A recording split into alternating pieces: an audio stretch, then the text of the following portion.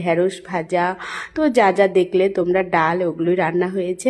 আর কয়েকটা কাপড় ছিল মাম্মামের, সেগুলো আমি মেলে দিলাম। আর প্রচণ্ড রৌদ্রু আর কি ছাদে, দুপুরবেলা যেহেতু গেছি। আর মাম্মাম দেখো, এই জেলিটা ও মোবাইলে দেখেছে, ওই জেলিটা দেখে ও খাওয়ার জন্য খুব বায়না করছিল 2-3 দিন ধরে। তো আমাদের আশেপাশে 2-3টে দোকান আছে, সেখানে মানে নেই এই জেলিগুলো। তো আমাদের বাড়িতে যে কাজ করে ওই দিদিটাকে বলেছিলাম এনে দিতে, তো ও এখন নিয়ে আসলো। আর ওগুলোটা পেয়ে ও ভীষণ খুশি আর খুব মজা করে খাচ্ছে। আর আমাকে বলছে, মা ওয়াও দারুণ টেস্টি।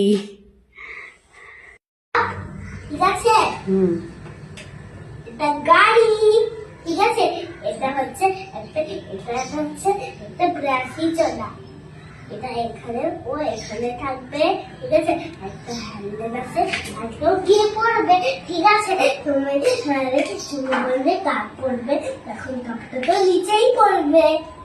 খেলা হয়েছে? না, আর কতক্ষণ? আর অনেকক্ষণ অনেকক্ষণ আমি খেলবো। ঘুমাবে না? না।